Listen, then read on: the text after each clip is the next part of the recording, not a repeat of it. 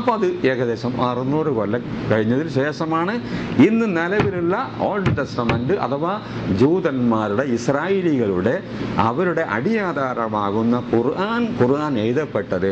അത് ആരുടെ റിപ്പോർട്ട് അനുസരിച്ച് എഴുതപ്പെട്ടാന്ന് യാതൊരു ഉറപ്പുമില്ലാത്തത് കൊണ്ട് അത് ഐതിഹ്യമാണ്, പുരാണമാണ്. ഐതിഹ്യങ്ങളും പുരാണങ്ങളും ഒരിക്കലും അള്ളാഹുവിൻ്റെ നിയമമാണെന്ന് ഉറപ്പിക്കാൻ നിർവാഹമില്ലാത്തത് കൊണ്ട് അത് പിടിച്ചു പോയാൽ നമ്മളെന്താ പറഞ്ഞത്?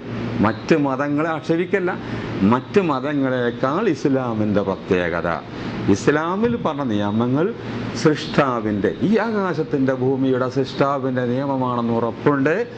മറ്റ് നിങ്ങൾ കൊണ്ട് നടക്കുന്നത് ഈ സൃഷ്ടാവായ അള്ളാഹുവിൻ്റെ നിയമമാണെന്ന് ഉറപ്പിക്കാൻ യാതൊരു മാർഗവുമില്ല. ഒരു പക്ഷേ അപകടത്തിൽപ്പെടും എന്നാണ് പറഞ്ഞത്. നമ്മൾ സുഹൃത്തിൽ വരുമ്പോൾ അവിടുത്തെ നിയമമെന്ന് ഉറപ്പ് വരണ്ടേ, വേണ്ടേ? അല്ലെങ്കിൽ അപകടം വരുമല്ലോ. ഇനി ഇതിപ്പോൾ തൗറാത്തല്ല. ഇനി നമ്മൾ 1-2 ഉദാഹരണം ആർക്കും പറയാം. പിന്നെ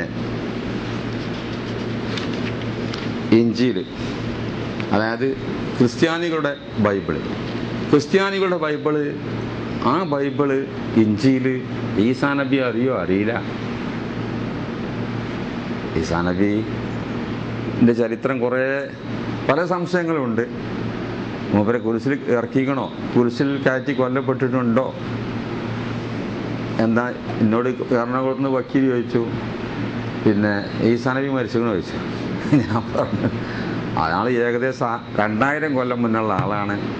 അയാൾ മരിച്ചോ ഇല്ലേന്ന് എനിക്കറിയില്ല. പിന്നെ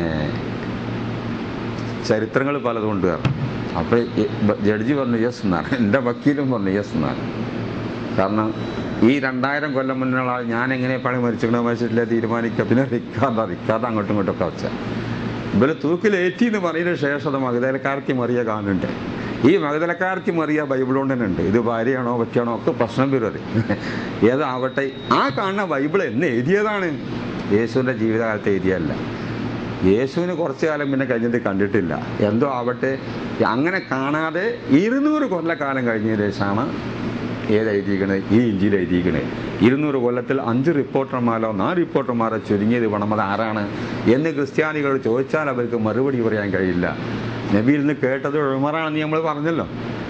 ഈ ഇന്നമല്ല പിന്നെ ഇജാത്തി എന്ന് പറഞ്ഞ ഹദീസ് കേട്ടത് അതാരാണ്? ഉമറാണെന്ന് പറഞ്ഞ മാതിരി അവർക്ക് പറയാൻ കഴിയില്ല. ഒരു ഉദാഹരണം ഇഞ്ചിയിൽ പറയുന്നത്, അവർ പോകുമ്പോൾ, ഇഞ്ചിയിലായത്താണ് നേരത്തെ ഞാൻ വായിച്ചത്, ഇസ്രായേലുകളുടെ ഖുർആൻ്റെ ആയത്താണ് വായിച്ചത്. ഇപ്പം ഞാൻ വായിക്കുന്നത് അമേരിക്കൻ്റെ അഥവാ ക്രിസ്ത്യാനികളുടെ ഖുർആൻ്റെ ഒരു ആയത്താണ് വായിക്കുന്നത്. അമേരിക്കൻ്റെ ഖുർആൻ ഉണ്ട്, അമേരിക്കൻ്റെ ഖുർആൻ ഉണ്ട്, ആ ഖുർആൻ്റെ ആയത്താണ് വായിക്കുന്നത്. ഇഞ്ചിയിൽ പറയുന്നത് കാണുക, അവർ പോകുമ്പോൾ കാവൽ കൂട്ടത്തിൽ ചിലർ നഗരത്തിൽ ചെന്നു സംഭവിച്ചതെല്ലാം മഹാപുരോഹിതന്മാരോട് അറിയിച്ചു. അവർ ഒന്നിച്ചുകൂടി മൂപ്പന്മാരുമായി ആലോചന കഴിച്ചിട്ടു പടയാളികൾക്ക് വേണ്ടുവോളം പണം കൊടുത്തു. അവൻ്റെ ശിഷ്യന്മാർ രാത്രിയിൽ വന്ന് ഞങ്ങൾ ഉറങ്ങുമ്പോൾ അവനെ കൊണ്ടുപോയി എന്ന് പറവിൻ. വസത നാടുവാഴിയുടെ സന്നിധാനത്തിൽ എത്തിയെങ്കിലോ ഞങ്ങൾ അവനെ സമ്മതിപ്പിച്ചു നിങ്ങളെ നിർഭയരാക്കിക്കൊള്ളാം എന്നു പറഞ്ഞ് അവർ പണം വാങ്ങി ഉപദേശപ്രകാരം ചെയ്തു. ഈ കഥ ഇന്നുവരെ യഹൂദന്മാരുടെ ഇടയിൽ പരക്കെ നടപ്പായിരിക്കുന്നു. മത്തായി 28:11 ഒരാഴ്ച. മത്തായി 28:11. ഞാൻ ആദ്യം ഉദ്ദേശം ഒന്ന് പറയാം, നിലവ് തിരിയുള്ളൂ. മലയാളം തന്നെ അതിൻ്റെ ഉദ്ദേശമല്ല. അതായത് അതിൽ പറയണത് ഈസാ നബിൻ്റെ കാര്യത്തിൽ അത്ഭുതം ഉണ്ടാക്കുന്നുണ്ട് ക്രിസ്ത്യാനികൾ. അതായത് കബറടക്കിയിട്ട് 3-ാം ദിവസം നോക്കുമ്പോൾ കല്ലറയിലെ കല്ലുകളൊക്കെ അങ്ങോട്ടും കൊണ്ട് നീങ്ങി കാണുന്നുണ്ട്, ആളെ കാണുന്നില്ല. അപ്പോൾ ദൈവം എടുത്ത് ആകാശത്തേക്ക് കൊണ്ടുപോയതാണ് എന്നാണ് ഇപ്പോൾ ക്രിസ്ത്യാനികൾ കബറടക്കിയിട്ട്. പിന്നെ 3-ാം ദിവസം നോക്കുമ്പോൾ ഈ കല്ലറ, ഈ കല്ലുകളൊക്കെ അങ്ങോട്ടും ഇങ്ങോട്ടും നീക്കി വെച്ചിരിക്കണ്, ഉള്ളിൽ ആളെയും കാണാനില്ല. ഖബറിൻ്റെ അടുത്ത് ആരുണ്ട് താനും. ഈ ജഡം ആരെങ്കിലും കൊണ്ടുപോകോ നോക്കാൻ വേണ്ടി അന്നത്തെ ജൂതന്മാർ പോലീസിനാക്കിയിട്ടുണ്ട്. അപ്പോൾ ആ സംഭവത്തെക്കുറിച്ച് പറയാം. ക്രിസ്ത്യാനികൾ പറഞ്ഞാൽ എന്താ? അത് അള്ളാഹു തആല ഈസാ നബിനെ ഖബറിൻ്റെ ഉള്ളിൽ നീട്ടി കൊണ്ടുപോയതാണ്, കല്ലൊക്കെ നീക്കിയിട്ടാണ് കൊണ്ടുപോയതാണ്, ആകാശത്തേക്ക് പോയി എന്നാണ് ക്രിസ്ത്യാനികൾ പറയുന്നത്. ആ സംഭവത്തെ സംബന്ധിച്ച് ജൂതന്മാര് പറയണത് എന്താ? ജൂതന്മാര് പറയണത് യേശുവിനെ കുരിശിൽ കയറ്റിയ സംഭവത്തെ കുറിച്ചാണ് ഈ പറയണത്. അതായത് ഈസാബിനെ കൊല്ലാൻ വേണ്ടി ജൂത ഭരണാണ് ആളെ അയച്ചത്. ഈ ആളെ അയച്ച കൊല്ലാൻ പോയ ആളുകൾക്ക് യേശുവിനെ അറിയില്ല.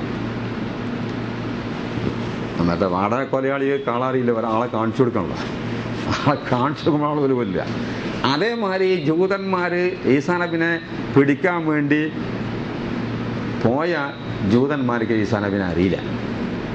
അപ്പോൾ അറിയാൻ വേണ്ടി ഒരാളെ പാട്ടിലാക്കണം. അതിന് യേശുവിൻ്റെ ശിഷ്യന്മാരിൽപ്പെട്ട പ്രധാനിയെ തന്നെയാണ് ഇവർക്ക് പൈസ കൊടുത്തുകാണ്ട് പാട്ടിലാക്കിയത്. അന്നത്തെ കാലത്ത് 30 വെള്ളിക്കാശാണ്. യേശുവിൻ്റെ പ്രധാന ശിഷ്യന് യേശുവിനെ കാണിച്ചു തരണമെന്ന് പറഞ്ഞുകാണ്ട് 30 വെള്ളിക്കാശ് അന്നത്തെ കാലത്ത് കൊടുത്ത് 30 വെള്ളിക്കാശ് കൊടുത്തിട്ട് യേശുവിനെ കാണിച്ചു തരണമെന്ന് പറഞ്ഞു.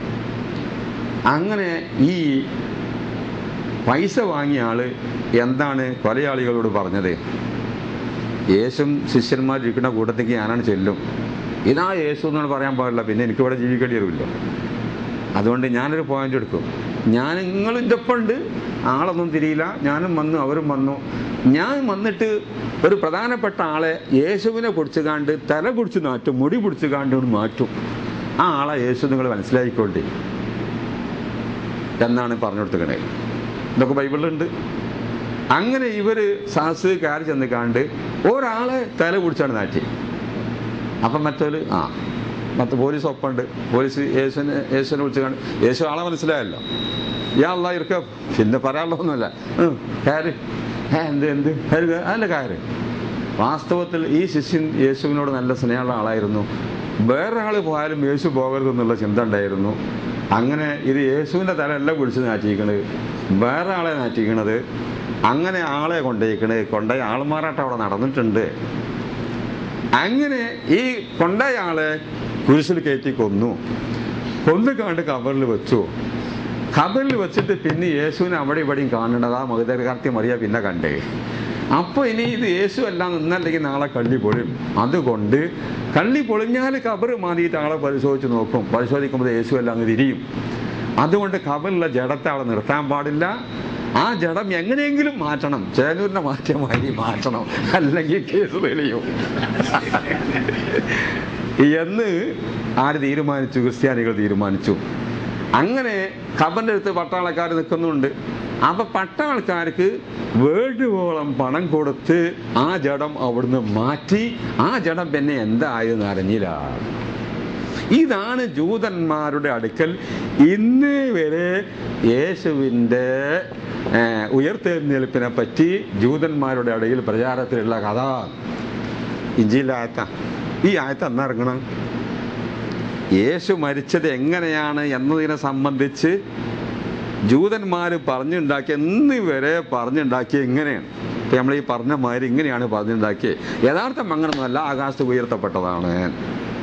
ഇനി ഒന്നുകൂടി വായിച്ചപ്പോൾ വേന്തിരി. അതിൻ്റെ ഉദ്ദേശം തിരിഞ്ഞാൽ വേന്തിരിയല്ല. ഇപ്പം എന്താ പറഞ്ഞത്? ഞാൻ ഇപ്പോൾ പറഞ്ഞെന്താ, ഇഞ്ചിയില് യേശുവിൻ്റെ ശേഷം 200 കൊല്ലം കഴിഞ്ഞിട്ട് എഴുതിയതാണ്. റിപ്പോർട്ടർമാർ അവിടെ 4 വേണം, 5 വേണം. തൗറാത്ത്, ഈ ഇസ്രായേലിൻ്റെ അടിയാധാരം, നമ്മുടെ ഖുർആന്റെ സ്ഥാനത്തുള്ള വേദഗ്രന്ഥം, അത് 600 കൊല്ലം കഴിഞ്ഞിട്ട് എഴുതിയതാണ്. അവിടെയും 6, 7, 8 റിപ്പോർട്ടർമാർ വേണം. ഈ റിപ്പോർട്ടർമാർ ആരെന്നറിയില്ല. അപ്പോൾ റാവി അറിയാത്ത ഹദീസിൻ്റെ സ്ഥാനാണ് അതിനുള്ളത്. അത് സ്വീകരിക്കാൻ പറ്റില്ല. ഒരു കോടതി സ്വീകരിക്കുമോ? കോടതിയിൽ ഈ ജൂതന്മാർക്ക് എത്ര കോടതിയുണ്ട്? ഇസ്രായേലിൽ കോടതിയില്ലേ? അതുപോലെ തന്നെ അമേരിക്കയിൽ കോടതിയില്ലേ? ഈ ഇടയിലുള്ള റിപ്പോർട്ടർമാർ, 5 റിപ്പോർട്ടർമാർ നഷ്ടപ്പെട്ട ഒരു കേസ് അവിടുത്തെ വക്കീലുമാർ അംഗീകരിക്കുമോ? ജഡ്ജിമാർ അംഗീകരിക്കുമോ? അഡ്വക്കറ്റുമാർ അംഗീകരിക്കുമോ? ഇടയിൽ 5-6 ആളുണ്ട്.